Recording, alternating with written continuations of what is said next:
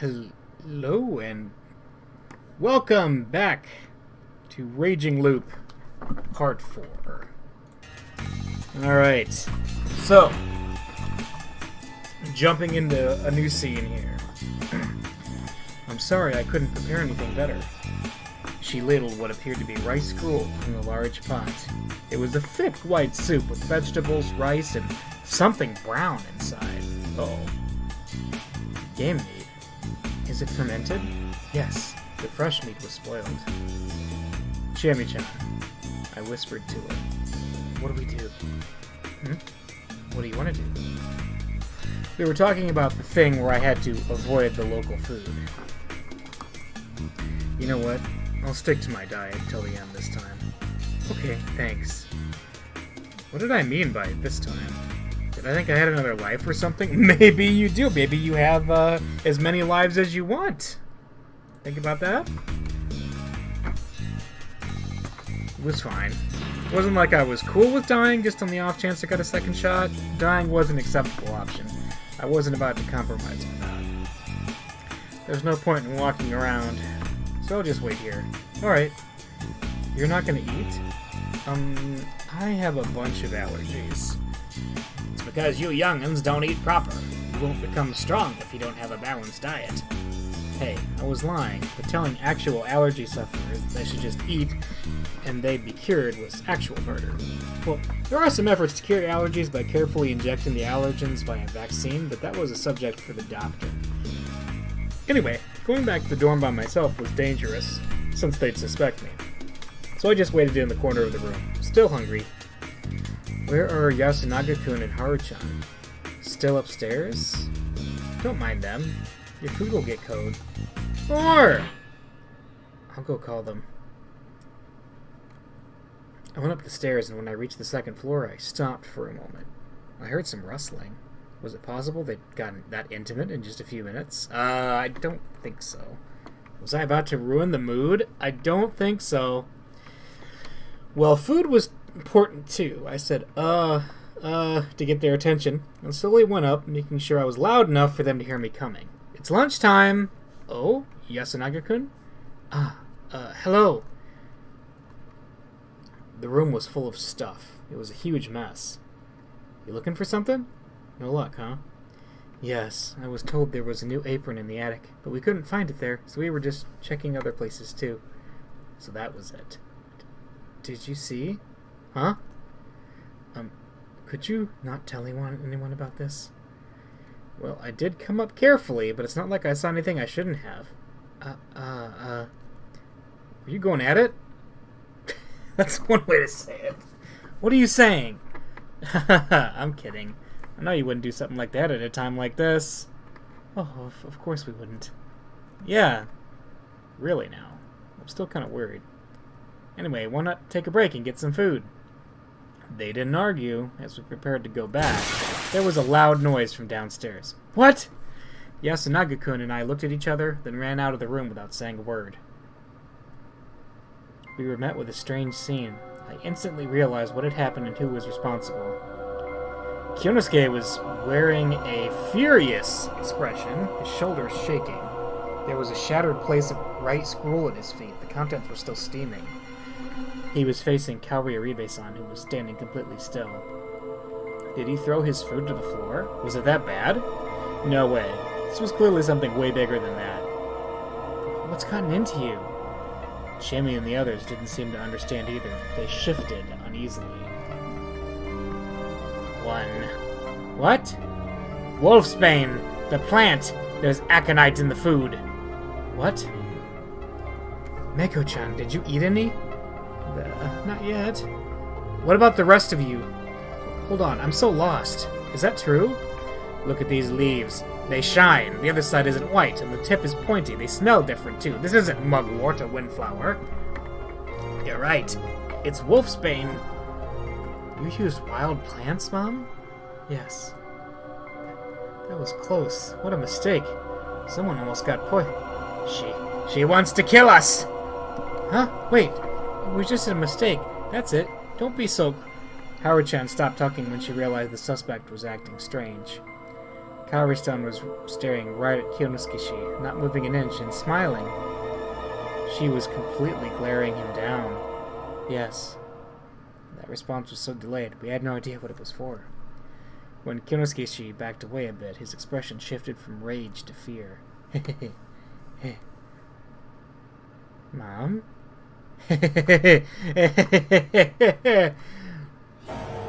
You should all die!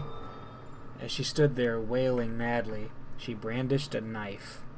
She was hardly moving quick. Oh, that's a crazy face. But the sight of the blade had stunted our reflexes. I'd seen some bizarre corpses here. I'd bore witness to what pure malice could do, but still living, blatant malevolence, killing intent was intense enough to paralyze everyone present. I barely registered the scene unfolding before me. Staggering a bit, the woman passed the counter. The sharp knife was screened with something, like the shavings of aconite. She raised her voice and aimed her poisoned weapon at the nearest target, Kyonosuke-san. Oh, no! We have a decision point. Tackle her or to find a nearby weapon. This is a branch.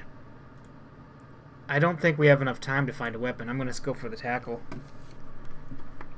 I don't know why I moved when I did. I was a man of words, not of impulse. In times of crisis, I was the type to turn tail and run after making some sort of parting threat. I should have been on good terms with either Kyonosuke or Kaori-san to risk my life for them. Yet when I came to my senses, my body was dancing, charging straight for Kaori-san with my right shoulder. And after a brief struggle, we collapsed. I heard her let out a strained cackle in my ears. I had to change my posture. Unless I fit into her knife to hand down, But in the end, it turned out I wasn't really cut out for the job. These roundabout thoughts were just delaying the inevitable. When the madly laughing woman embraced me, my thoughts ground to a complete halt. She stabbed me right in the back. Simple as that. To her, I was just another obstacle that had to be removed. I didn't know if the wound itself was fatal, but I could tell that the blade had sunk in incredibly deep, and that it was coated in leaf green poison. Great! It must have been a near instant death. My mind quickly grew hazy, yet my final moments were those of self-reflection. Reckless actions aren't really my forte after all. Game over. Bad ending number 5. Watch the hint corner? No, I don't need a hint. そういう夢だったってわけだ。次はもっとうまくやれ。羊が1匹、羊が2匹。 Yeah, I know. I can go back to the decision point and change my choice. Alright. Oh, we're not going to the back of the hole here. Alright. Take me here, thanks. Wait. Oh, that's the wrong decision point. Here we go. That's the leave Yasumitsu choice. Alright, all the way down here. I still would like to go back at that point and see, but alright. There we go. So that decision just gets me killed. Alright, skip. Find a nearby weapon. I had no idea when my body began to move. I grabbed the nearest chair without even thinking about it. It was old, wooden, and heavy. Picking it up made me lose my balance for a bit. I pointed its legs at the would-be murderer and dashed forward as fast as I could. A crash, a cry of pain, a scream. Amidst the cacophony, I attempted to keep Kaori-san pinned down. I pressed the edge of the chair against her knife arm. She cried out in pain and the blade clattered to the floor. Chimmy then quickly kicked it away. In hindsight, it all happened in a mere matter of seconds. In fact, tying her up was way harder, what with her foaming at the mouth and struggling. In the end, we bound her limbs and gagged her to silence her bloodthirsty screams. With that done, we had no choice but to face reality. I know I'm probably not the best person to ask, but what do you even do about this? 6 of us stood in the mists right outside the dining hall. Kaori-san was locked inside. Bah. She's also become a Yomibito. No, that can't be! She's just not feeling well. I guess she really was pushing herself. Of course she was. Do you have any idea how important Yoshitsugu was to her? He was foolish, short-tempered, and annoying, but no, that's exactly why she treasured him so much. She often said that he was as reckless as his father. I'll take responsibility and calm her down myself. Please forgive her for... We should decide this at the feast. Please wait. This is a personal outburst that has nothing to do with the feast. Keep her out of it. How can you be so certain? She might have succumbed to the corruption. Masato-san. Everything in the mists has to be decided at the feast. Breaking that law risks falling victim to the corruption. That's true. That's true. Very well. Let's go. No! Yasunaga-kun, she'll be killed! I won't let that happen. Fusaishi-san, please look after her. Not gonna lock me up again? No one replied. Apparently it didn't matter anymore. Chemi-chan. She was making the same face she did whenever she talked about God. I knew this would happen. Strangely enough, there was emotion in her eyes. I could see 90% resignation and 10% fear. Watching me until she finally passed out of sight, she followed the others toward the hall. Where's the sake? Can't we just skip that part?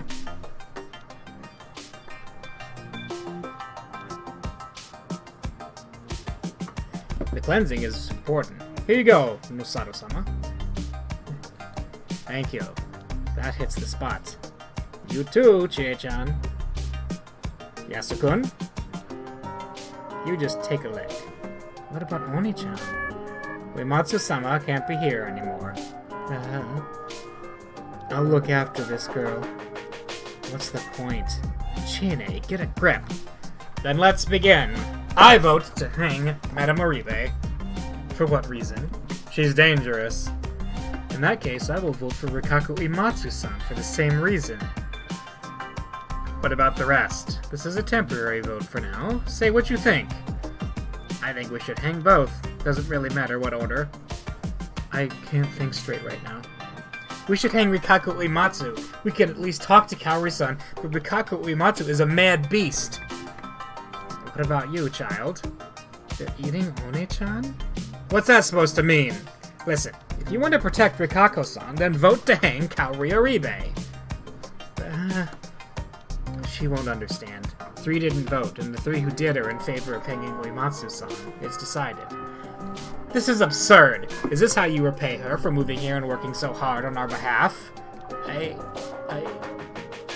Hear me out, will you?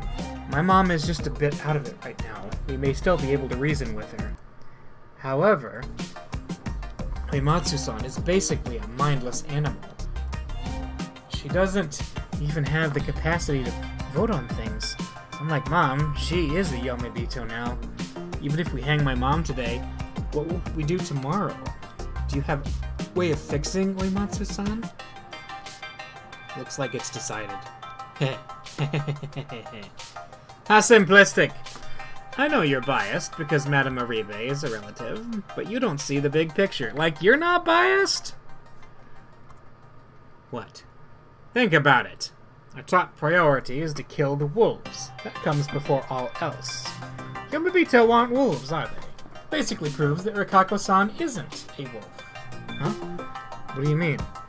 Remember the legend. The wolves are Yomotsu Uekami, beings already corrupted by Yomi. Do you really believe they can become Yomibito as well? Yamawaki-san, what's your opinion? That might be true. Here's a hypothesis. Powerful corruption slaughters you like it did to those journalists and your brother. However, weaker levels of corruption cause madness. Mad guardians are wolves, while mad humans are Yomibito. That means that the corruption's punishment can only be slaughter for wolves, and either slaughter or Yomibito transformation for humans. That's just a convenient delusion. Indeed, I have no way to prove it, but I can make it seem more plausible. If wolves could go mad due to the corruption, would they even look like Rikako-san does? These are beasts, disguised as humans. Would they truly look like that if they'd gone mad? I think the beasts would show their true selves, their bestial fury. Is that what happened to Rikako-san? No. That might be true. Then maybe we should hang Kaori-san first. Taiba? You're basing your decisions on fairy tales. We've had actual deaths here. This is ridiculous. I'm the one who is ridiculous? To accept the fear of the corruption means to accept the legends. See? I've accepted it. Fearing the corruption while disregarding the legends is what's truly ridiculous, don't you think? Chiane. I'm afraid of God. I'm afraid of this God who toys with us as we dance on his palm. What are you saying? First, because of that, we need to fight back against our fears. For that, we need weapons. Haruaki-san? Huh? Why him? I vote for you, Yasukun. What? What? Chiane? I'm not sure I understand you, Serizawa. Masato-san, start the proper vote. There's no point in just talking. Yeah, why did she vote for him? It's interesting. There's only 6 people left who actually are lucid enough to vote. I could see him, like, he could be a dangerous wolf for sure, and I know Haru is still kind of suspicious. Them going upstairs might actually have not been them, you know, having a makeout or whatever. They might actually have been up there trying to decide something. It's hard to say. I still think Jimmy's a little bit suspicious, but yeah, it's hard to say who the 2 wolves actually are. But I think they're here. Huh? But this was going to happen sooner or later, and if she's truly casting her vote, it's only fair for us to cast ours. But whether I can forgive you or not is another story, Chiane. I know. No objections? Then let's begin the vote. Here's what I think.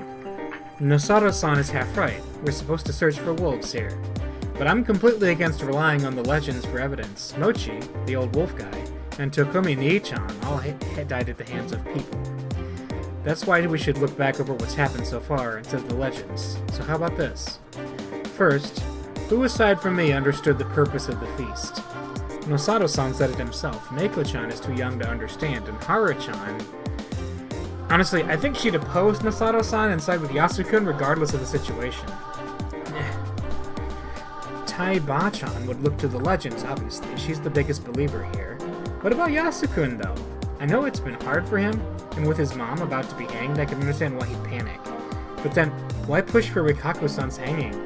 It's easy for us Yasunisa people to just justify hanging the village heads, but you should understand what comes first. Death of the damned Yomobita was the mandate. We should be looking for the immediate threat at hand, the wolves, before worrying about these words. The Yasukun I know would keep a cool head, even in a crisis. Chiane, I understand what you're saying. I just can't forgive him. Eh! Whenever you talk, it always makes a mess of things. Takumi ni, Yoshitsugu, and Mochi are dead because of you. And now you want to take my mother? I'm sick of you! Nii-chan, what's wrong? Calm down. So yeah, I forgot about the purpose of the feast. It was just an act of petty revenge. I used Haru-chan for that. Like you said, that's all there is to me. I'm a pretty boring person. Are you still not satisfied? Yeah, this is totally out of character for you. Yasukun, I'm probably just looking too deeply into it, but when Kaori-san set the food, only you and Haru-chan were absent. If the others had all been poisoned as planned, you'd be the only survivors, Kawaraki-san notwithstanding. If you were a wolf, that'd be pretty good for you, right? Are you suggesting I convinced Mom to poison everyone? That'd be just the worst. She probably got the wolfsbane early in the morning. She was too busy otherwise, and it did look like she woke up early. By that point, she was already resolved to kill us. It's easy to imagine that someone had given her the idea the previous night. What? Well, we can't contact anyone There are 2 wolves. What? For the sake of her only living son, Kaori-san was ready to kill everyone, even if it meant being subject to the corruption. But I'm human! If you only had the wolves and the lone human at the end, votes would no longer matter. Haru-chan wouldn't be able to do anything. No way. Nii-chan. Yasukun. That's impossible. I mean, if Mom were a wolf, Yoshitsugu wouldn't have died. She would have killed me to spare him, though. You think I convinced her to do that? She'd never listen. She loved him way more than me. Chiane, this is cruel. There's no way he'd say anything like that to his mom. I'm not saying the wolves killed Yoshikun. He might have just been out at night and killed by the corruption. And also, if she wasn't a wolf, she'd help her son even if it meant falling victim to the corruption. It sounds like you're saying whatever you can to make Nichan into a bad guy. What's wrong with you, Chiane? You always used to protect us. Was it him? Did Fusaishi-san tell you to say that? Did he make you change? No, he didn't. I'm just following his example and thinking for myself. Things I don't want to be true could actually be true, and I can't look away from them. And so you decided to vote against me and ruin our friendship? I mean, listen to yourself. The Yasukun I know would never try to guilt me into submission like that. If you ask me, you're the one who changed. So who will you vote for? I need to take responsibility for what I said. I suspected Yasukun, and I'm sticking to that. One vote for Yasunaga Aribe. We messed up the order, but in terms of seating order, Taiba is first. How will you vote? I will vote for Kaori-san. I don't think Uematsu-sama is a wolf. What about you, Nosaro-san? So now you're being respectful. My answer doesn't change. In fact, Serizawa's words made me all the more certain. Yasunaga Aribe, in all honesty, your current attitude makes it hard to believe you're a wolf, but it's likely your mother is. One vote for Kaori Aribe. Oh, that's just being pig-headed, I think. What about you, Yasunaga Aribe? I'm still voting for Rikaku Uematsu-san. I'm voting for Rikaku Uematsu too. The child? Bah. Can be ignored. Wait! Mako-chan, think. Your vote might decide whether the humans win or lose. Chiane, you'll go that far? You'll trick a child to take her vote? If that's what it takes, I'll do it. Mako-chan, you don't want Rikaku-san to be gone, right? No. Then, it's pointless. Even if she votes for me, it'll just be a three-way tie. I chose who I don't need? Yes. Then, I'll go with the lady. She was scary. You mean the woman from the dining hall? Mm-hmm. It's decided then. No. This has to be a sick joke. Mom will die because of something like this? A vote is a vote. Nichan, it's over. I heard muffled screams and sobs from the dining hall behind me. Gagged and tied, Kaori Aribe was still waiting. She couldn't move properly and had a pole fixed to her shoulders, but I was still worried enough to check every now and then. The lack of change helped calm my nerves, but at the same time I resented myself a bit for it. Quite a bit of time had passed since the feast had begun. What kind of decision would they make? The daily wolf lynching, hanging, had failed every single time so far. Considering the number of days remaining and how many people were left, if they messed up today, the humans would lose all hope of surviving. If either Kaori Aribe or Rikaku Uematsu ended up chosen, there would just be no chance anymore. Yeah, this is heading toward a fail state, for sure. Once I saw people leaving the hall, my mouth moved on its own. It's done then. Their eyes were steady. They walked in my direction. Not to me, though, but to the dining hall. You chose Kaori-san? I asked anyway. I was speaking to the last representative of sanity in the place, Kyonosuke Nosado. Is he really the last representative of sanity, though? Is he really? Move! We didn't even converse. His tone and the look in his eyes were different from usual. His usual arrogant pride was gone, and in its place stood a steady deadly determination. Yasunaga-kun. I lost. Haru-chan! I was against it. Oba-san! It's the will of Shinai-sama. Chiami. Haraki-san, take the girl. Mako was at the rear of the group. Somewhat hesitantly, she walked up to me. I moved aside to let them pass. They all entered the dining hall and dragged out the victim. The ones holding the ropes and doing the dragging were Kyonosuke Nosado and Chiami Serizawa. Falling behind was Tae Yamawaki, prodding her onward with a bamboo broom. Stop. As his mother cried out in pain, Yasunaga Aribe followed the group, hand in hand with Haru Makishima. Stop them. Haru Makishima was bawling. Yasunaga Aribe was shaking, not even trying to hide his sobs. His face was warped in anguish. Someone.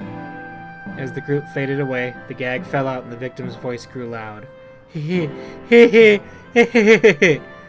Not a scrap of reason remained, only raw terror. Or perhaps madness. Oh, please, someone, beg for her life. However, I didn't hear any pleas to the very end, and I painfully realized I wasn't participating in the feast. I wasn't part of this life selection game bound by otherworldly rules. Don't look. I turned Mako away, hugged her, and covered her ears. Because of that, I couldn't cover my own parent-like dedication. What a weird idea. Anyway, as the group disappeared into the mist, I somehow felt as though the screams or laughs grew even clearer. I was subjected to this illusion until the very end. During the final moments, the mother called out her son's name. It was the name of her elder son, and he responded by calling for his mother. But at the very last moment, it felt like the victim shouted out a different name. There was a strange sound, followed by silence. Mako. Mako's body was surprisingly warm. In response, she just nodded. Let's escape from this place tomorrow. She nodded again. Give up on Rikako Oimatsu. Mako started crying. I let her go, took her by the hand, and led her to the dorm. There I took all the remaining food I had. Then I escorted her back to her place. Lock up, I'll come pick you up tomorrow morning. Still crying, she nodded. Eat this. All of it, okay? I gave her some food and closed the door. Once I turned around, I saw them. Today's feast is over. There wasn't a hint of emotion in his voice. I see. As one who didn't participate in the feast, I was in no position to criticize or support them. They just turned around and returned to their places, leaving no indicator whether they'd actually heard me. 3 of them were headed in the same direction. I didn't feel like joining them, instead casting a glare at their backs as they walked. My powerlessness was killing me. Under the assumption I would die tomorrow, I decided I would go through the mists down to Saranaga, a strict taboo here. What kind of death would that get me? Would I be injured? Wander into some other world? Something else entirely? Perhaps I'd be eaten by a monster. I mean, I already have once so far. I still had that incomprehensible memory, but it was enough to make me suspect that that was the most likely scenario. Oh, he actually did reference that. Normally, people didn't remember dying. The unknown was scary, but journeying into the unknown meant conquering that fear. So you could say there were some perks to remembering that death. But if it was guaranteed that I would die like that, I wasn't really keen on the idea. That would hurt like hell, not to mention how terrifying the experience was. Then think of a better way to die. One that won't hurt so much, or at least would be worth the pain. Like if it led to the survival of a young child. Anyway, I'd wager my life. All that remained was finding supporters. I closed my eyes and took a few deep breaths. Whew. I threw a Yakuza kick into the wall. Kazuma Kiryu! Then I did a low kick with the other leg. Ah! To the 7 treasures have finally been lost. To the elements, the sacred orb reduced to rust. In the jungle of the decadent void, the Buddha's corpse shouts out, Rah! As I sang the Buddha's ash rock, I attacked the wall with my ass, which prompted a response from the other side. Shut up! I heard Shammy's angry voice through the front door. You sound like you enjoyed it. No one would know how to react to that. The walls here were thin, apparently. Anyway, let's escape tomorrow. Is this your idea of a conversation? If you can still talk like that, you're perfectly sane. Escape it is! Let's say bye-bye to this nest full of crazy. Listen, Hawaraki-san, I'm serious. Still outside my door, she fell silent. It was only about 8, still a safe time. I walked up to the door and unlocked it. Damn, you look awful. Is it that bad? Nah, just joking. What are the jokes? You my boyfriend now or something? You put on a tough face, but it's a mask hiding some supernatural suffering, isn't it? Come on, talk to me. Well, don't if you don't want to. Take a seat. Pardon the intrusion. Alone in an empty room, we sat cross-legged and looked at each other. Tell me what happened during the feast today. Who are the wolves? I don't know. Hell, I don't even care anymore. The situation was hopeless. She felt the same way. So far, there wasn't a single lynching with a good reason behind it. It didn't feel like they'd gotten lucky and killed a wolf. If only that scrawny rich guy were a wolf, it'd be so easy to hate him. Takumi-san said he's clean, so that's not likely. I know, but still. Assuming Yasunaga-kun was actually a wolf, I really doubted he was cold-hearted enough to keep up the act of a human while seeing off his mother to her death. Like Chemi had pointed out, it was best to assume Kaori-san had only done what she'd done for her son. If everyone died and only one was left, he'd be the victor regardless if he was human or wolf. Probably. Whatever the case, it was important to note that it was wrong to guess whether Yasunaga-kun was a wolf based on this alone. Kaori Aribe was in a messed up mental state that led to her plot the deaths of everyone, herself and everyone else, just to save her son. It was simply the immense power of motherly love at work. Yeah, she wasn't a wolf for sure, and Uematsu probably isn't either. Though I wonder if Uematsu killed Mochi and the old man. I messed up by sending Haru-chan to the second floor. Kaori-san probably resented me for that. Not to mention, I was the one who pinned her down. But being the target of a dead person's enmity was a rare experience. In my opinion, it was uncomfortable. Turns out I couldn't follow your example. My example. Yeah, I tried to think and did stuff, but, well, was I a bad influence on her? Well, carefully deliberating your actions was never a bad thing, obviously. Also, it was worth noting, she pointed out that Yasunaga-kun was trying to guilt-trip her like her wasn't like him. Her own intuition was important, too. Besides him, there was Tai-san, who believed nothing but the superstitions. Haru-chan, who always agreed with Yasunaga-kun, and Meiko, the one who sealed Kaori-san's fate. Everyone is suspicious. Yeah, that's why I don't care who it is anymore. Chemi hung her head. I have to say more. I killed someone. She said it casually, but I could tell that was hard for her to say. It's not your fault. I responded equally casually. I felt like breaking the illusion would be too much to handle. Wow, it's like you don't care at all. But you were against it, weren't you? Not stopping the murder makes me a partner in crime, doesn't it? I'm the same in that regard. Oh, right. Also, the law would understand that you made the wrong decision because of the circumstances. Law, huh? Well, being punished under a proper rule of law is infinitely better than being punished by some weird laws of some mountain. Or what? Do you want to die a supernatural death? No dice, huh? Yeah. Man, this was complicated. Is it God's fault? Half of it, yeah. But you can't explain the other half. Right. Then talk about God, at least. How do I put this? God is misfortune. Well, I don't mean that literally. It's just that it's because of God that we can't attain happiness. Is God visible? Yeah, we've all seen it. But its true form might be invisible. Let me ask about the visible part. Is it human? Though slowly and hesitantly, she gave me a light nod. Is it someone from Yasumisu? Silence. Neither yes or no. Then is it someone from Kamifuji-yoshi? She kept her silence. Her shoulders were shaking a bit. Then... No! It's not human. You can deal with humans, but God is beyond them. Shit, I knew it'd go like this. Calm down and explain, otherwise we'll both be killed. Fine, I just want this nightmare to be over already. Hey, Haruki-san, kill me. If it's at your hands, I think I can really die. What are you saying? Get a hold of yourself. I am. I'm not corrupted. I'm not insane. I'm not. It's Fujiyoshi that's crazy. It's God that's crazy. Is God some state of being? I just kind of blurted out something without thinking. Chemi was clearly in a state of panic. The despair was one cause, but someone panicked like this couldn't explain themselves properly. Also, I didn't feel like this was simply some spiritual being she could see. She could perceive God as a sensation of sorts, and the facts others couldn't caused her to panic. Explaining a sense like this wasn't easy, and trying to explain it in detail was also a reminder of how much it scared her. I had to try and understand what she was sensing, and find a better word for it than God. That was what I thought to myself after saying those words, but why did she suddenly go quiet?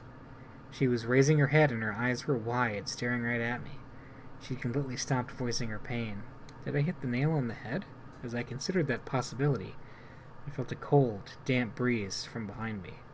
She wasn't staring at me, she was staring at something behind me. I turned around, following the direction of her eyes. How long had the front door been open? Had I forgotten to lock the door? What the heck? And how long had that thing been there?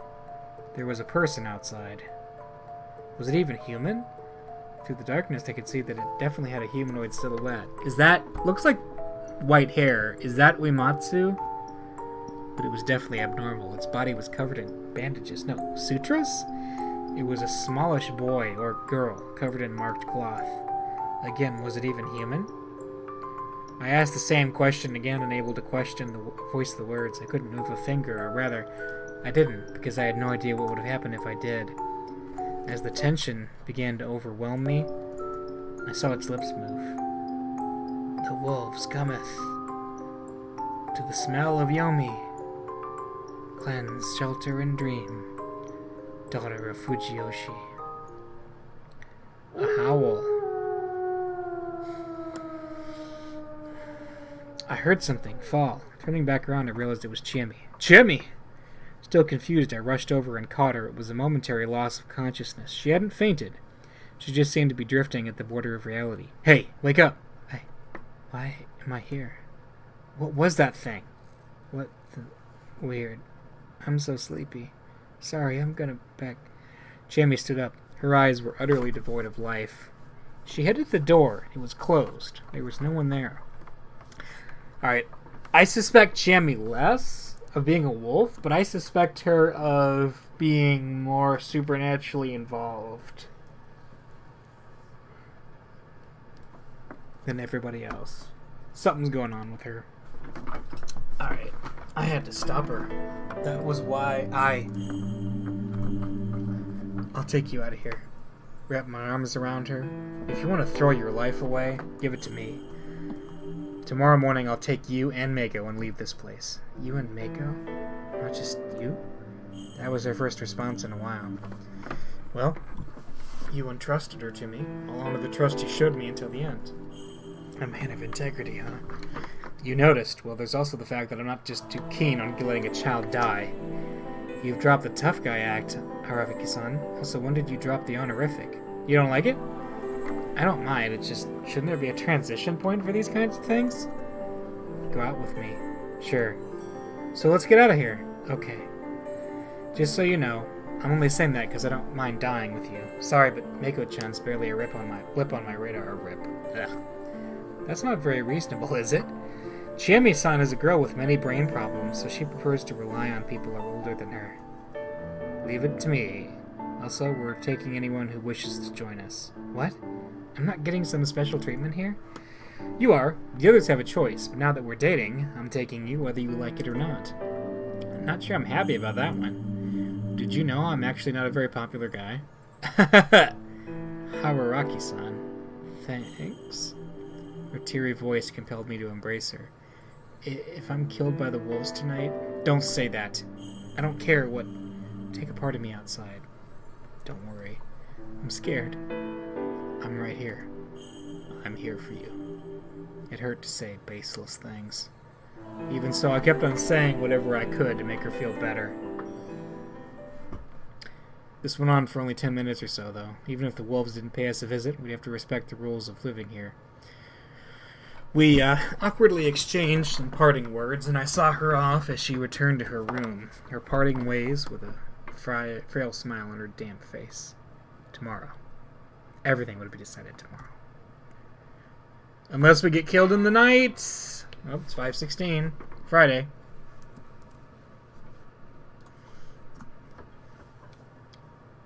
Another morning. Aside from being really hungry, I woke up the same as always. I hadn't died.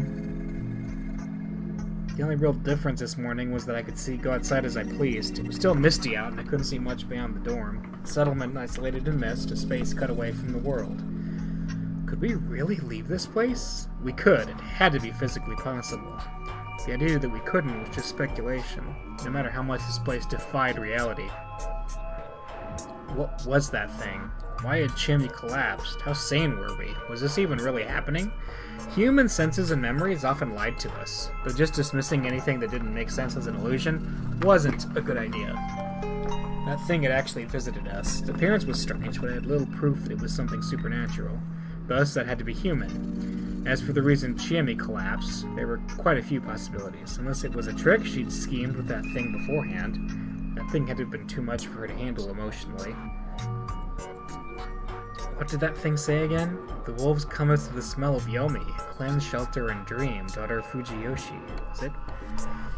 It basically seemed like a fancy way of saying get back to your room and sleep. So it was a warning from those who made the rules. Then, was that something on the mountain? Great Lord Shinnai's side? No, to be honest,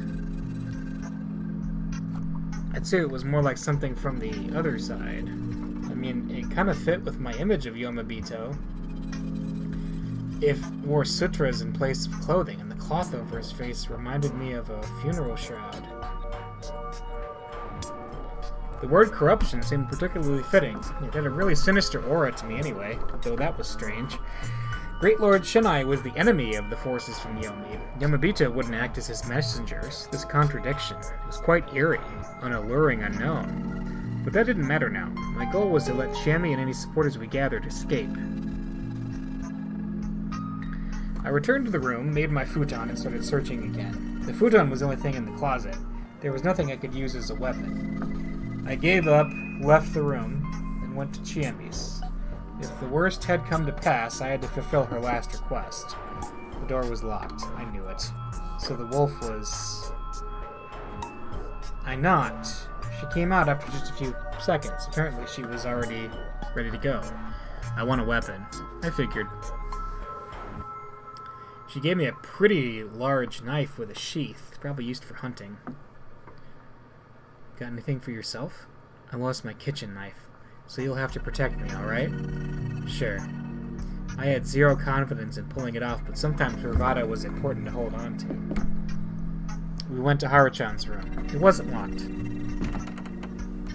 The room was no bigger than the others, but it was a huge mess. But it didn't look like there was a corpse present. She'd either already woken up and went outside without locking the door, or her corpse was somewhere outside, like Yoshitsugu-kun. I gained a habit of expecting the worst. What about Yasunaga-kun? The same. Let's check on Mako. Today's mist was denser than usual. Just extending my arm was enough to make my hand hazy and indistinct. I kept on walking, knife in my right hand and Chiemi's hand in my left. The settlement was way too quiet. We headed for the village plaza. I almost tripped a few times on the field paths, but Chiemi kept me on my feet with just a few warnings. I could keep going as long as she was with me. We arrived at the plaza. There was no one there. Basically, there was no need to use the dining hall as the go-to gathering spot anymore. We passed Rikaku Uematsu's house. It didn't look unlocked, but I couldn't hear any indications of movement from inside. Was she asleep? Or did something happen to her? Whatever the case, I had no choice but to ignore her. It was here, right? Yeah. Mako's place was open? Thankfully, all I found inside was just a messy futon. It was the same as Haruchan's room, but not that it happened with 3 people. It was safe to assume something wasn't right. Chiemi, sorry, but you can have this back. Huh? I gave her the knife, and grabbed a stick lying against the house. What's wrong? I needed a weapon I can actually use. That aside, where do we go next? The hall, right? As it turned out, that was exactly where the other inhabitants were, with the exception of one, anyway. You're late. Maybe we're early. Haru Makishima, she was in her usual agitated state. Taya Yamawaki, she was silently chanting something to herself. Mako, Haru-chan had her hands on her shoulders, but she still looked anxious. And finally... Oh no, they got, Yoshitsugu... Or not Yoshitsugu. They got Misato. Didn't they? Good morning, Chiene. And Haruaki Fusaishi-san. Yasunaga Uribe, his face was grim. Those were all the people here, meaning that... So they finally got Misato-san, huh? The simple process of elimination was enough to know who was gone. Anyway, it was time for the first battle. Mako, come here. Bah. She tried to walk to us. I liked it! Everyone just like, yep, he's dead. Moving on. Huh. Now, I'm interested in that from, like, thinking about the game, because here's... Misato was clearly a human, but he was also the one who likes to railroad things, and he's quite disruptive. So I'm curious why they killed him. Maybe because he's the most strong-willed? It does make me think that, yeah, I don't know. We'll have to keep seeing here to see what's going on. But Haru Makishima stopped her. It was time. I raised my stick and... Huh? So you finally reveal your true colors, Fusaishi-san. Yasunaga Aribe stood in my way. He had a menacing-looking grass sickle in his right hand. He readied it for a swing at me. You're the cause of the misery here. It's the end, so I knew it would come down to pure strength. No way, huh? What? You were tricked. He's the one who caused all this. Not letting him join the feast was a mistake. If we'd hanged him, Mom, Yoshitsugu, and everyone else would still be alive. Wait, that's... We'll hang him today. That will end everything. Yasunaga-kun, you shouldn't try to advance the situation based on a story no one knows. What about you? Why did you try to attack? Oh, good point. I'll tell you. I want to take back the hostage. But that's... Well, before that, let me just help Chiemi-chan understand. Look how confused she is. Huh? What? They didn't say another word. Chiemi and Mako, they're the ones who seemed confused at all. Basically, the others had prepared for this. Ignoring who's a wolf here, there's two important things you gotta keep in mind. First, yesterday, I told Mako that I wanted to escape the settlement with her. It's best to assume everyone heard that. Escaping the village is taboo, I know that. The question is whether letting someone escape makes you a target of the corruption. That was why you secured Mako first thing in the morning, and I can totally understand that. The other thing is that Chiemi and Yasunaga-kun ended up on opposing sides yesterday. Owing to that, today's feast would be a one-on-one between them. Since Haru-chan would almost always take Yasunaga's side, he'd have an advantage. But with Tai-san and Mako as swing votes, his victory wasn't guaranteed. That's why you decided that reconciling with Chiemi and going after the only outsider here was the safest way, right? You're wrong. I'm not. That's why you took Mako as a hostage. You want me silenced. No! I just thought you'd take her as a hostage and ask us to do horrible things. What would I gain from that? I mean, I'm not part of the feast. You agreed to that yourself, didn't you? You know, I wonder if one of the unlocks going back is to join the feast. Like, do something that insists on joining the feast. That was a mistake. If it's not you, then who else could be the cause of everything here? Haru-chan and I lost family. Taiba lost Takumi-san. We all lost people important to us. And who didn't lose anything? Only you, Habaraki Fusaishi-san. Oh. So that was his story, huh? Sorry, Yasunaga-kun. But you're a bad storyteller. You seem to have a habit of putting up a wall of well-spoken words when lying or putting up an act. Please stop messing around. Oh, but I'm not. Yasunaga-kun, you're trying way too hard to manipulate people using their emotions. You also underestimate Chiemi by thinking you can just use that as a smokescreen for the holes in your story. Well, from an emotional standpoint, blaming me for everything is definitely the easiest way. But on the other hand, you're selling yourself short. You're calm, cool, collected. The type of guy who argues against adult absurdity with facts and logic. Please stop this pointless analysis. Well, that's something for the villagers to decide, not me. They're the ones who've watched you for years. Of course, I understand you went through some difficult enough to change you. Let me ask you this. Are you blaming everything on the outsider because you've lost to your own emotions? Or are you actually acting rationally to make sure you hang me and waste today's feast so you can tip the scales in your favor? As in, are you someone who'd benefit from wasting today's lynching? What do you think, Chiemi? She gasped and looked at Yasunaga Aribe. There was suspicion in her eyes, not trust. You could have just said that I was a wolf. Yet you didn't. You just said that I'm the cause of all of this, because you're a wolf yourself. You hate lying, don't you? You know when the chips are down, you have to commit to the lie. Chane, you're gonna believe him? Making an emotional appeal in the face of cold logic is a bad move here. You need to fight logic with logic until the end. Shut up! What do you know? You just wasted time not doing anything because you couldn't. He had a point there. I did feel like shit about that. I should have joined the feast from the get-go. If I had, I wouldn't have wasted time on pointless arguments and autopsies. However, you know, right here there's a guy who can think for himself, who just played along with some dumb superstition, letting both his brother and mother die. As an adult, I'm really mad at him, Yasunaga-kun. Since I said that, Yasunaga Oribe hung his head and fell silent. 10 seconds of silence were enough for everyone to realize he'd lost the argument. However, the expression on his face was abnormally calm. True, I really am a wolf. Whoa! He admitted it. So he was a wolf this whole time. Now this is, okay. One thing I'm kind of interested about is I know that there's a lot of different routes in this game. And it makes me wonder, like, what's the point? Are we going to try to just get the wolves killed? Like, is there a way to cure the wolves? Is there...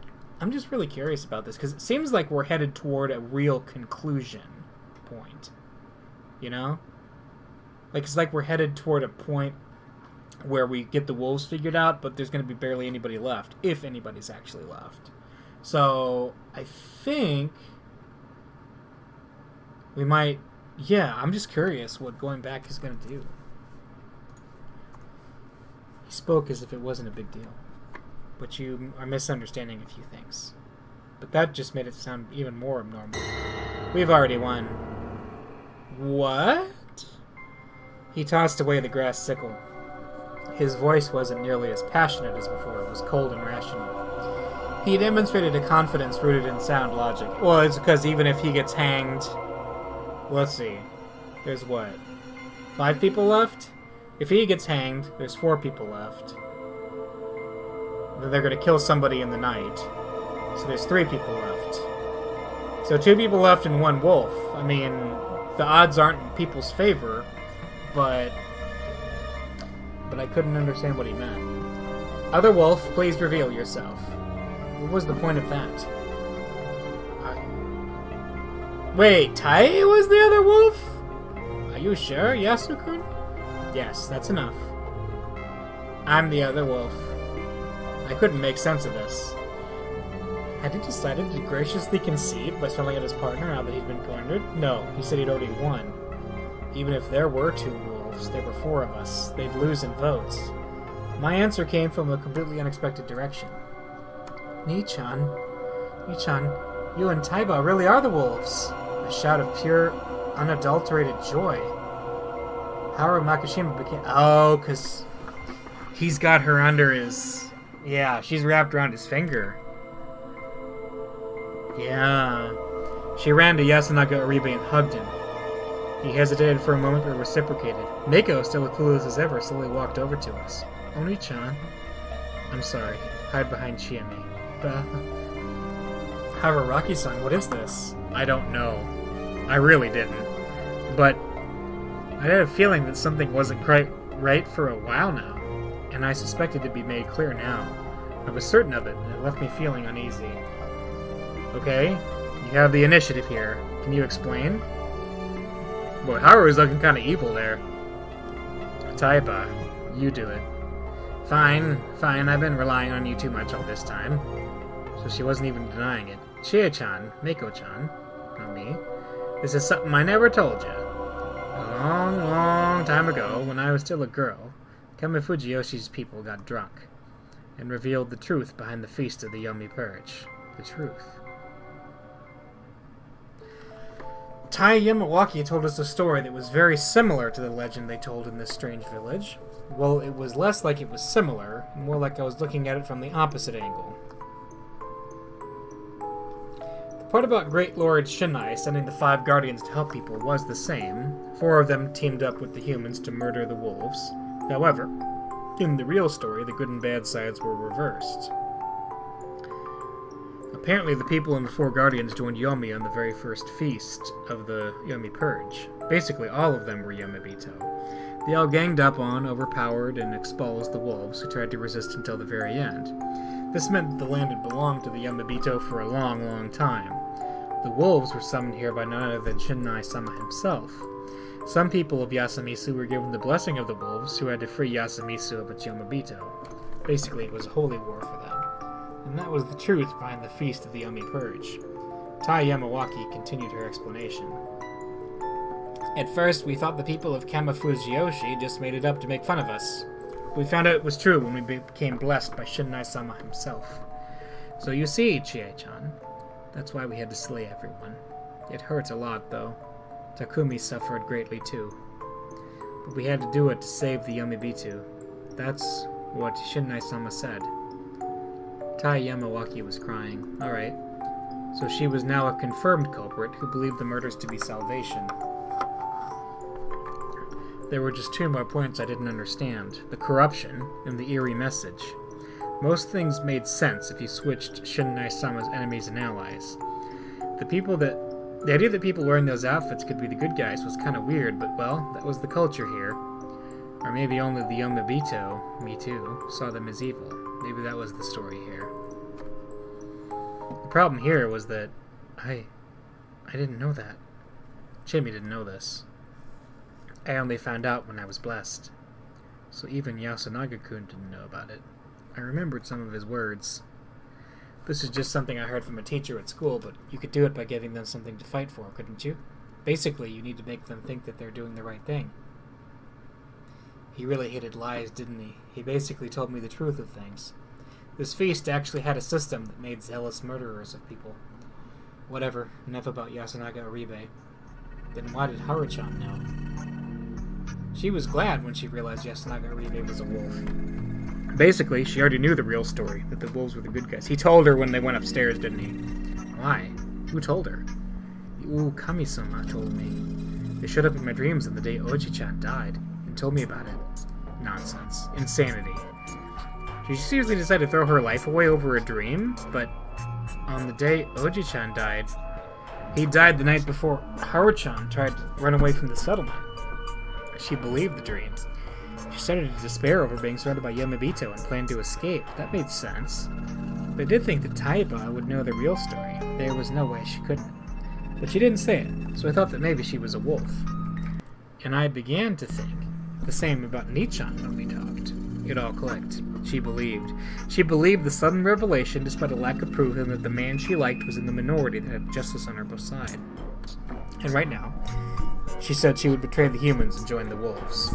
She believed Yasunaga Aribe was right with all her heart, and so, the wolf, Yasunaga Aribe, had 3 votes for the feast.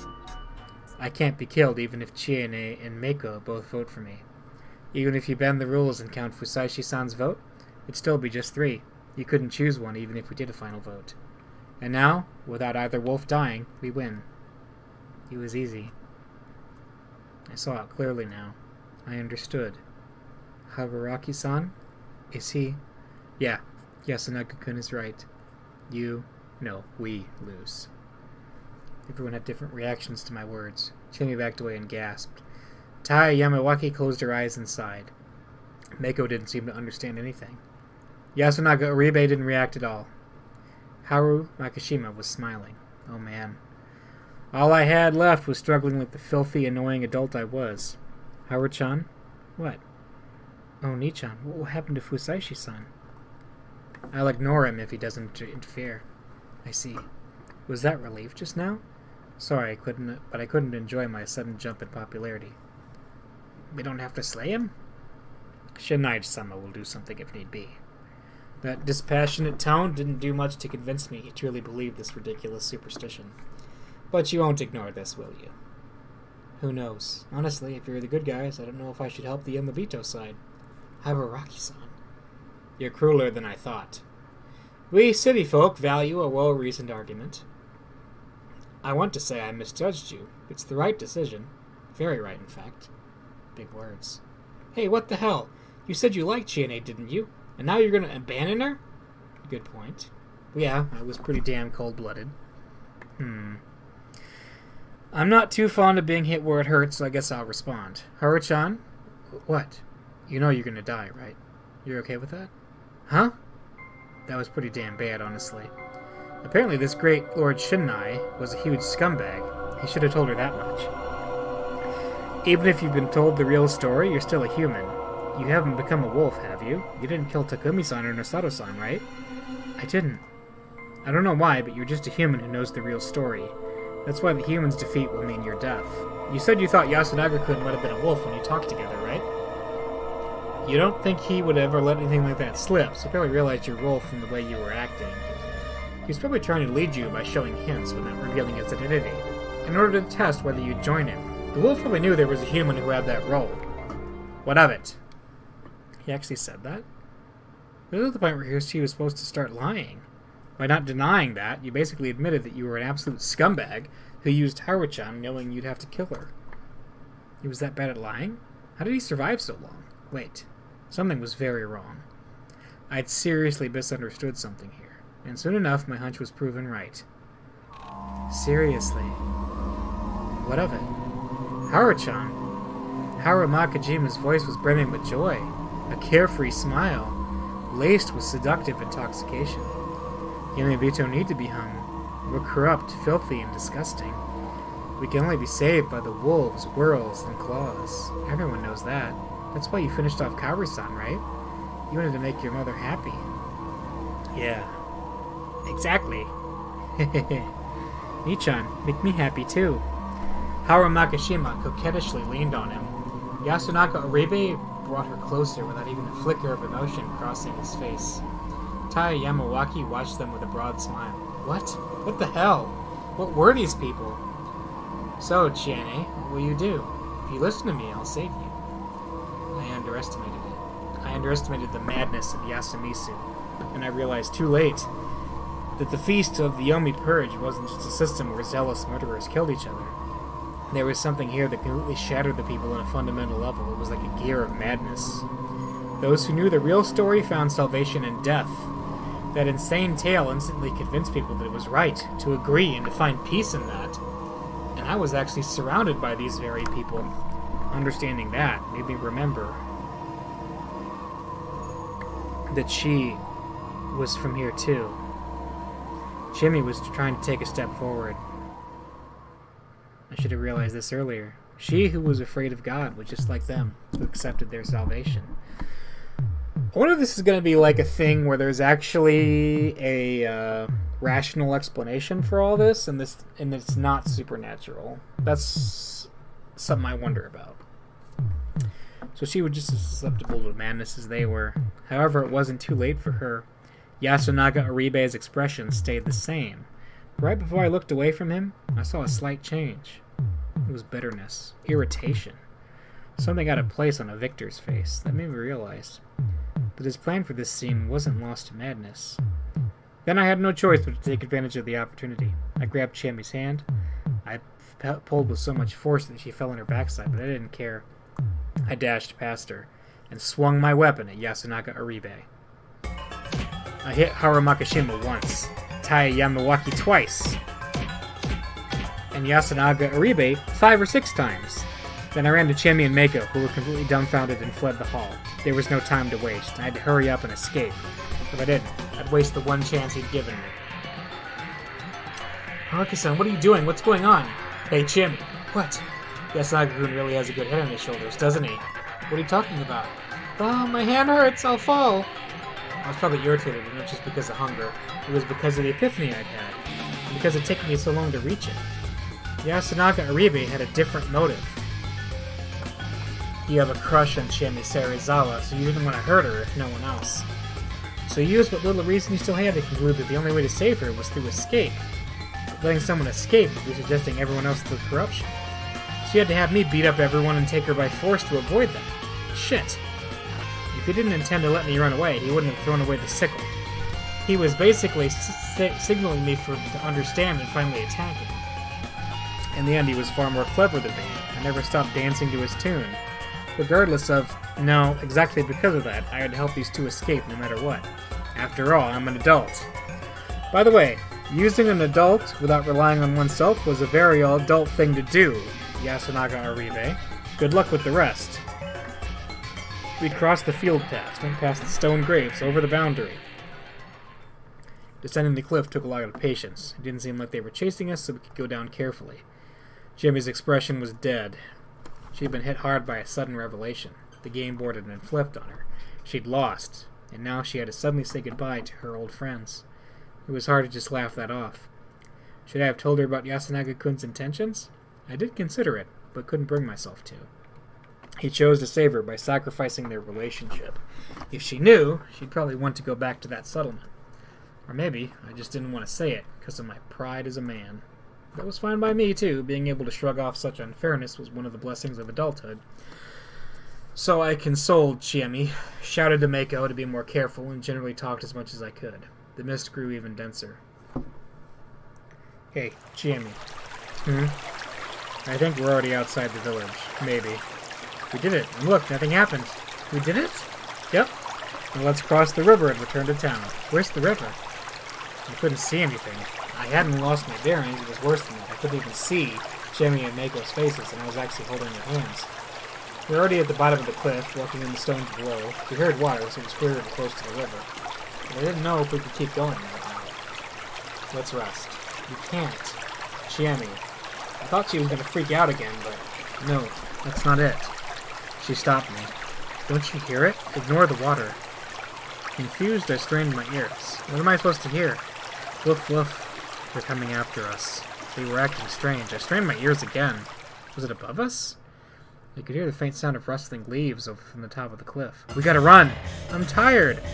Haruki-san, take Miko-chan! The intensity in Chiemi's voice made me take the situation seriously. What if the sound was just the wind, though?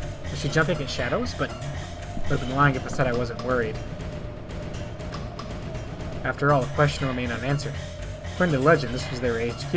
Wait, they were the good guys, right? So this wasn't a normal place. I had to get out of here as soon as possible.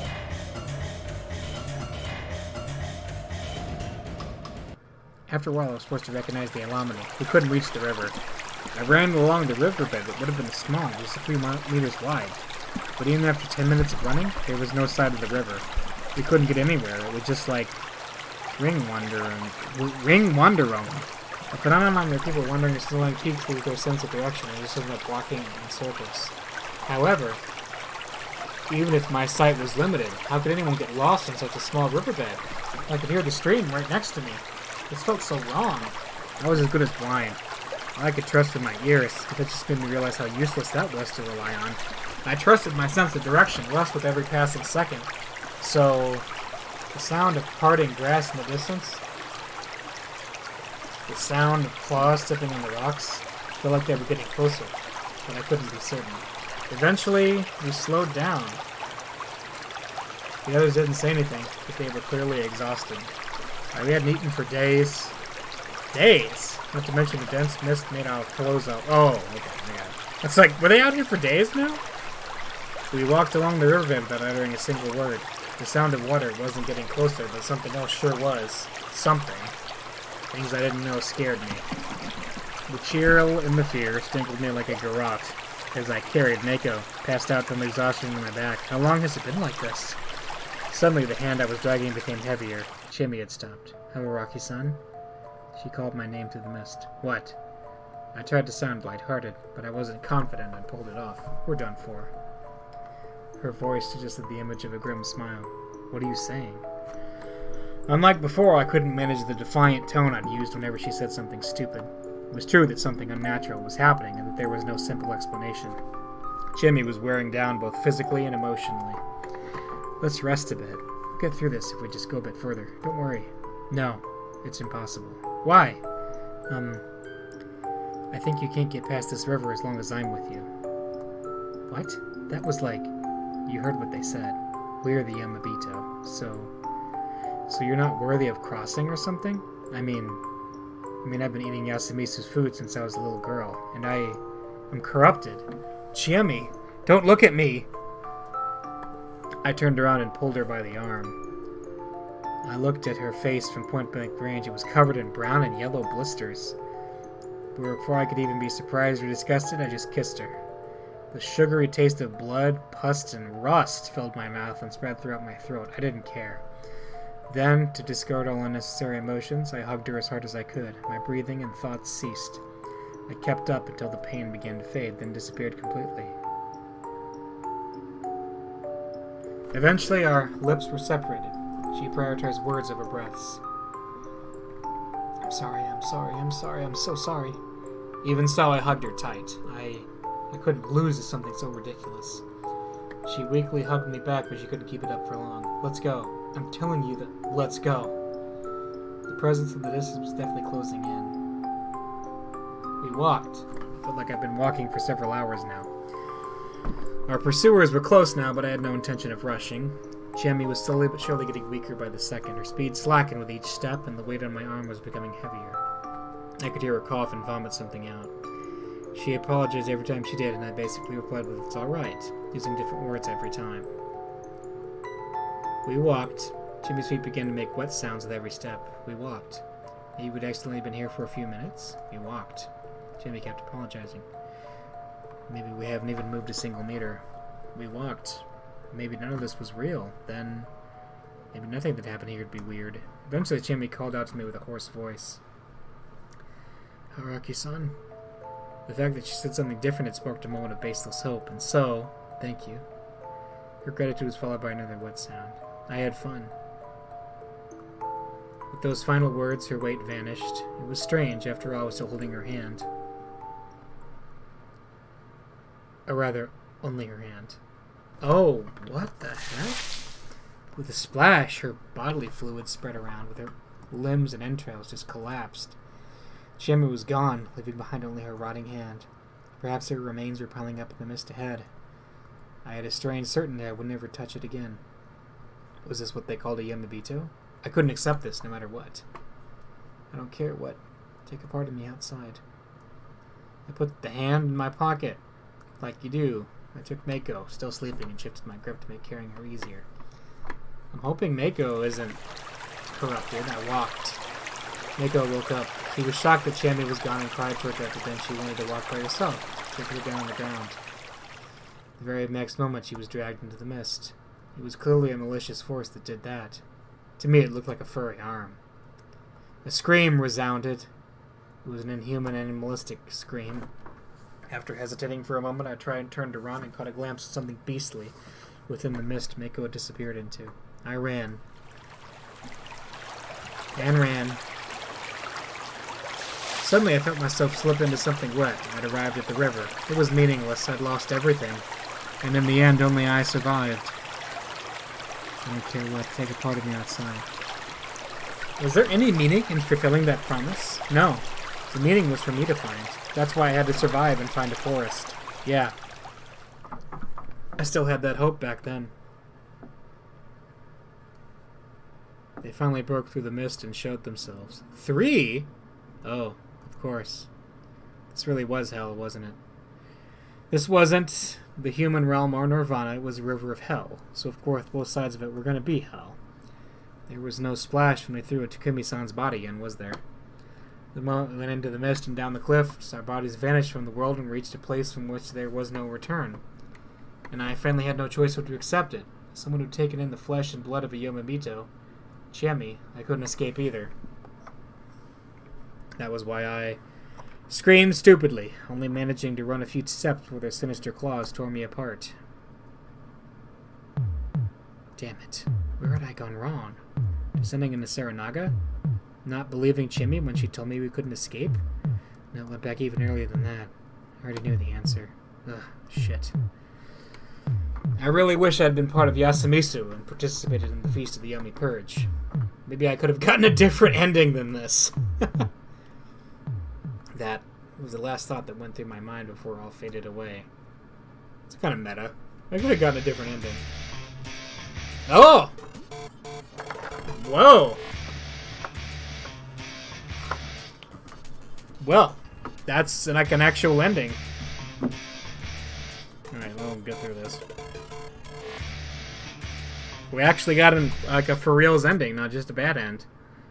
But like that's what happens when you play the game through to its conclusion. So that's interesting. So I mean, prepare yourself for the next feast. Okay, I saw that go by. Raging loop. That was a raging loop, alright. Whirls and Claws. Is that the name of the ending I got? I'm assuming so. Sink into Nirvana. You can view it in the keys list. The route unlocked by this key is represented by the same number on the scenario chart. Gotcha. Ending number 1. Watch the hint corner. No, I don't need a hint. Okay. I know it was just a dream, you darn sheep. Alright, wait. I need to see the chart. I don't want to go back in time to the motorcycle. Alright, so we have completely done Yomi. So that's interesting.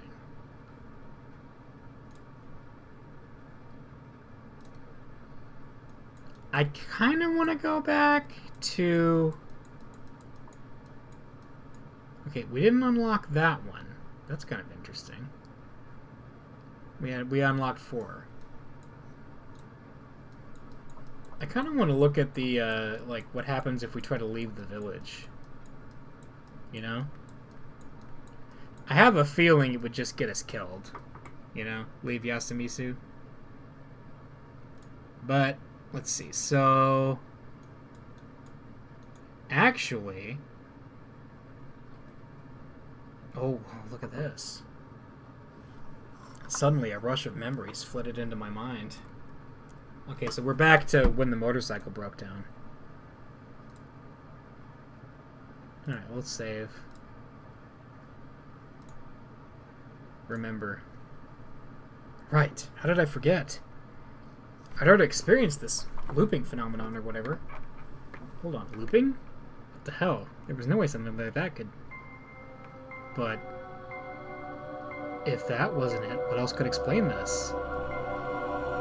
How else could I, someone who died once, more than once, be alive right now? I had clear memories of getting caught up in some strange incident at Yasumisu and, shit, I couldn't remember how it ended.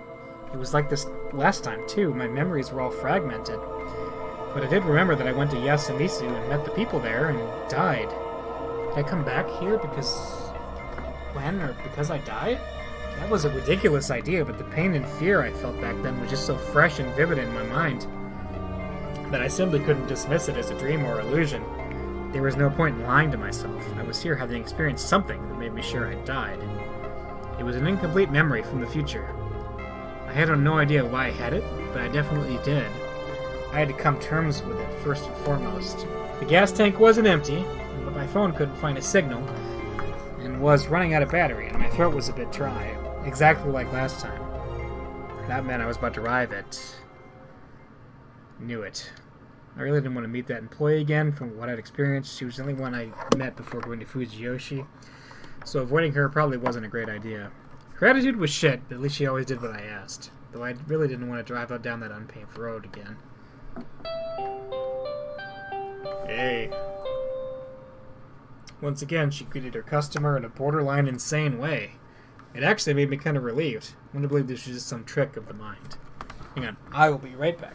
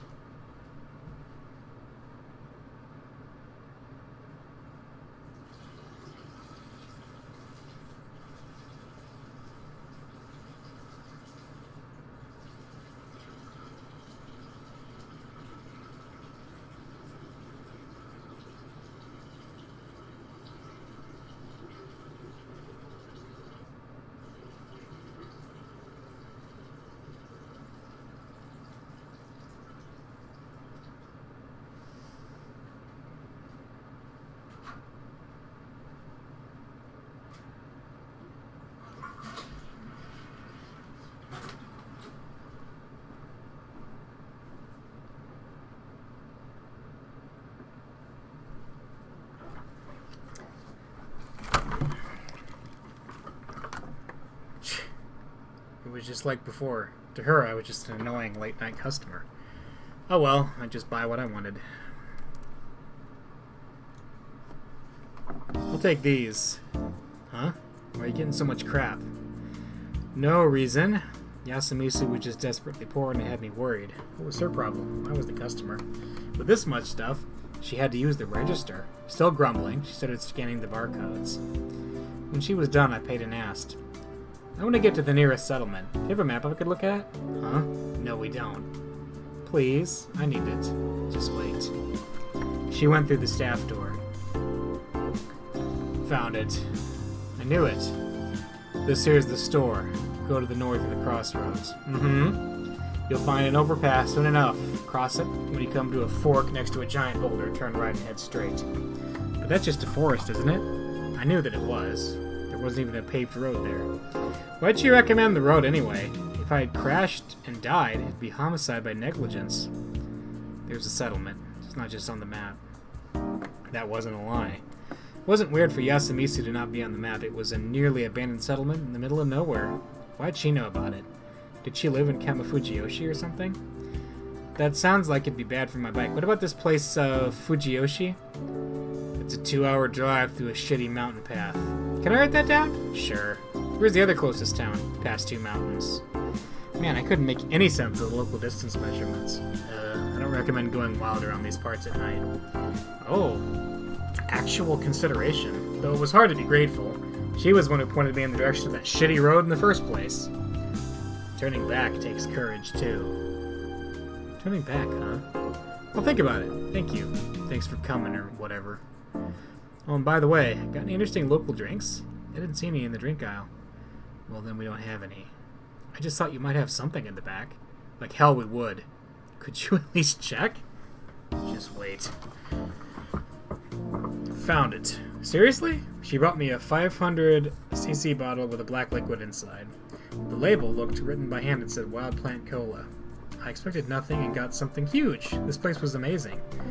Oh, sorry, but I got quite a lot of stuff. Do you have a rubber rope I could hang on my bike to hold it all? This ain't a hardware store. I'd be happy if you just looked. Just wait. Found it. Seriously? Well, since we've come this far, I have a list here. Think you can see if you have anything on it? What the hell? You got a death wish or something? Are you saying you'd kill me? Please! I just want you to have a look. Wait here. Thanks. We had it all. What the hell is this place? I felt like she was about to kill me, but I successfully came out with pretty much all I needed. Then I just made a run for it. I opened up the weird Wild Plant Cola, looked up at the noisy night light trap above, and took a sip. It was cool, intense, and had a strange, grassy flavor. It wasn't too bad at all. I expected something totally gross, but it was actually a legit drink. Slightly disappointed, I looked at the ingredients. Cola and plant extract. Hold on, cola? Is it ingredient? Does it just buy cola and mix it in? And plant extract could be anything from fruit to poisonous plants. But hell, was this even safe to drink? At least it tasted good. It's probably smart to just turn around and drive away. Entering Fujiyoshi means death. Turn back. Perhaps that was what the loops were trying to tell me? Maybe I ought to listen? But was it really that easy? I had no grounds for this, but if the cause of this strange phenomenon was somewhere in the village, perhaps I couldn't break out of the loop until I solved the mystery behind it. What would happen if I left then? Would I go on and live out the rest of my days only to die and come back here? Would I return to youth after years of being old? That part didn't sound half bad, actually, but was it something I could just accept so easily? This was just speculation. What if I actually hadn't moved an inch from that mountain pass? Was everything from then, now, and until death just an ante-mortem fever? Dream, and dying again would just bring me back here? If that was how it was, everything I'd do with my life from this point onward would be meaningless. Maybe I really should move on after taking care of whatever was binding me. Also, how could I leave something so strange, unnatural, and incomprehensible and just return to the city?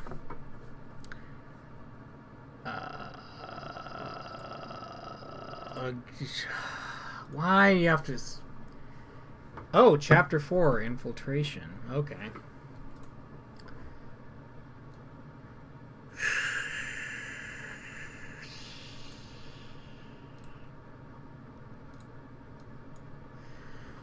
Well, okay. It seems like the right thing to do would be to go back and get on the council, knowing what we know. Or get into the feast. I don't know why I said council. Enter Fujiyoshi through the normal route. Let's do it. As I finished my drink, I made my decision. I'd return there. I'd face that tragedy again. Of course, I was curious about this looping phenomenon, but I did recall what I'd thought during my final moments.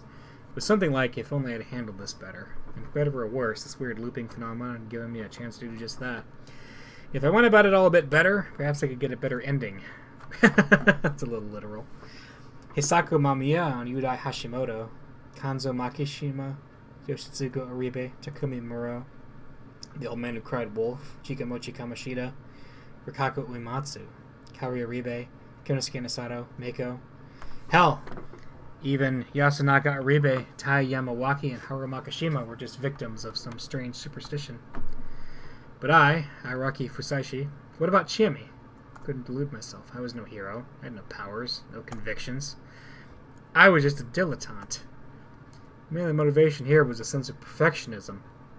I wasn't noted how many mistakes I'd made the first time around. Plus, there was a certain attraction I felt toward the unknown. It was an urge foundational to my being. And I'd be risking my life on its behalf. I wasn't out to pretend I was acting for the sake of others here, although... There she is, Chiemi Serizawa. Though she hated her childhood home, it remained part of who she was, and I wanted to keep that from being tarnished with blood. The motive was perverse, forceful, selfish, lustful, and filthy. Couldn't let myself forget any of that. I remembered the names of those I'd meet, and what I had to do. I turned the key, opened the throttle, pushed the signal to the left, and connected the clutch. Away I went, starting with a right turn.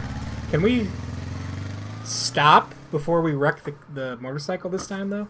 You'll find an overpass soon enough. Cross it. You come to a fork next to a giant boulder, turn right, and head straight. I quickly came across. I could remember the overpass. The large boulder wasn't new to me either. But I wouldn't take that route this time. I just kept on driving, not lowering my speed for a moment. Full speed ahead.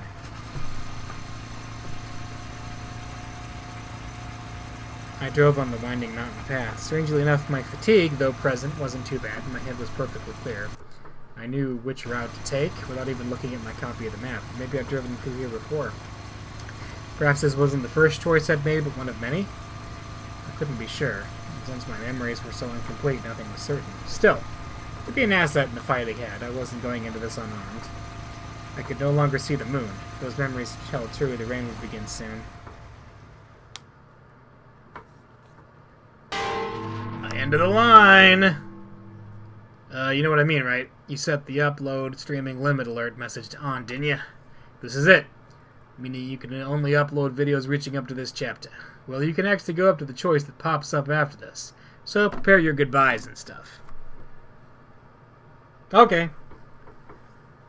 So, next choice, we'll have to stop things here. This was a fun ride. I will look forward to finishing this on my own, and I recommend anyone else who likes this game pick it up too. It's been really cool checking it out. I'll take it to the end here, to the next choice, but after that we'll conclude. I drove in darkness. The road wasn't wide, but I decelerated and somehow managed a U-turn. There were no other cars, so no one would complain. I returned and looked at the sign. It said the driving ahead would have led me to Kachihara, which, by turning right, I'd find myself in Fujiyoshi. Finally. It was already past midnight, but actually earlier than I thought. A 30-minute drive from this point would lead me to Fujiyoshi, or rather Kamifujiyoshi, a place that wasn't too popular among Yasumisu's people. Oh, okay. Well, that's it then. Interesting. Some choices there. Well, hey, you guys will have to figure this out on your own. So, for now, this is it. It's been a fun ride. I appreciate you guys being here with me. I am not sure what I'll play next. But yeah, this is the end point. I would like to respect the wishes of the people who made this game. So, thanks everybody for coming, and we will talk to you next time. Bye.